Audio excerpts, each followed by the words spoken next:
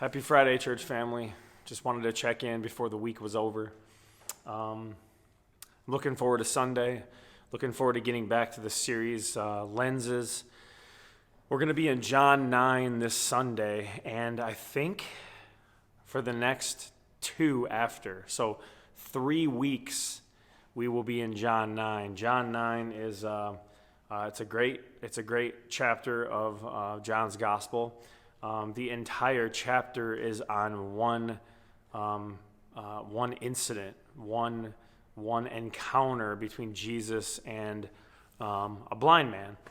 But it involves his disciples. It involves the Pharisees and the religious leaders of the day. It even involves the blind man's friends and family.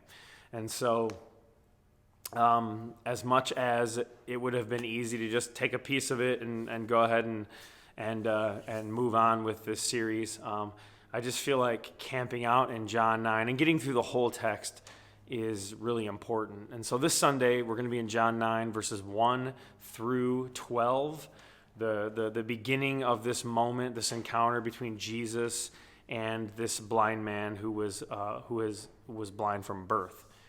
And then next week we're gonna hang out in that giant section where the Pharisees and the religious leaders of the day are kind of interrogating this man. And then the week after that we'll finish up with the end of John 9 when the blind man and Jesus kind of reunite. So I'm excited for that. I'm excited to see how this all plays out. The text is pretty great. It's not a physical lens that we're going to be talking about as far as lenses that we put on or I guess metaphorical lenses that we wear. This is about cloudy lenses, and we'll get to that on Sunday. Anyway, I'm excited for Sunday. I'm excited for the church. I like to come in the sanctuary and do these check-ins once in a while to give you kind of a view of some of the stained glass windows and the seating, just to kind of get you back into what things look like. And I miss the church. I miss the church family as a whole. I'm so grateful for the resource in online church. It has made an impact that I would have never known possible. But I'm also eager to get back to gathering with you and worshiping with you. And our strategy team is steadily working toward that end, as I mentioned last Sunday. And we're trying to do it as safe as possible, okay? But we don't want to just wait to wait. So we're going to keep moving forward as we can, bringing back Learning Hour, hopefully, bringing back some children's church. Again, I put a call out to you, volunteers that have volunteered in the past, teachers that have taught in the past, maybe for those that are new to the church.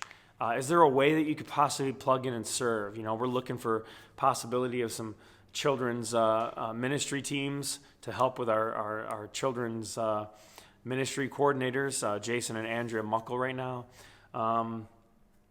Maybe looking for ways to shore up the nursery and toddler rooms just so everyone's not serving all the time.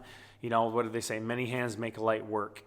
If we have a lot of people willing to just plug in maybe a day here and there, it's a couple of months in between times that you have to serve. It's really a get to. But that way people don't get overwhelmed. So anyway, we're doing our best to move toward that end and get us back gathering again together. Again, doing it as safe as possible. We'll continue to disinfect. We'll continue to, especially if we move into the classrooms, we'll be disinfecting those and making sure those are clean. And so our team is working really hard. Our team is working really well with thinking and planning because church is important. So I hope that is exciting for you, as exciting as it is for us. And I just look forward to a great weekend. I hope you do too. I look forward to a great service this Sunday. Your response to our Be a Blessing Fund was phenomenal. That has also garnered some response from another church who's looking to partner with us. The Lord is really moving. There's some I don't want to spend the time right now in this video. Maybe we'll talk about it at church, but the Lord is really moving in some powerful ways in our community. The Lord is really moving in some powerful ways in the lives of our church family. I know that God has been really moving in my life and trying to lead me, and He's shaping and molding me and trying to help me to become a better teacher of the Word, a better doer of the Word.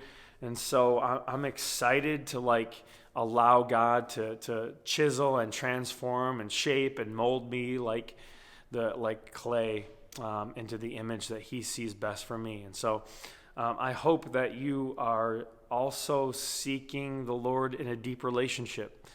The number one important thing in our lives is our relationship with Jesus Christ.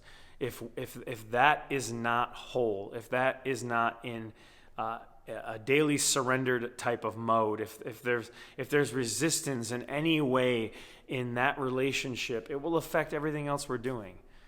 It'll make the things that we do that we think are good not as good as they could have been, right?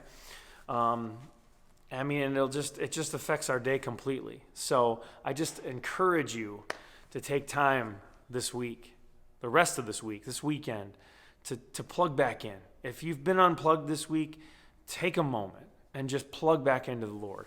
Pray, seek Him, read His Word, go through a devotional, read John 9, read all of John 9, get a good idea of the whole story and the context as we kind of dissect things on Sunday in those first 12 verses.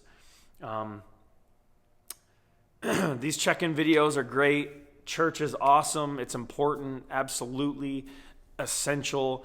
But our constant living of the faith, our constant pursuit of deepening faith, that relationship that we nurture and grow day in and day out is really the thing that's going to shape us and mold us most into the image of Christ.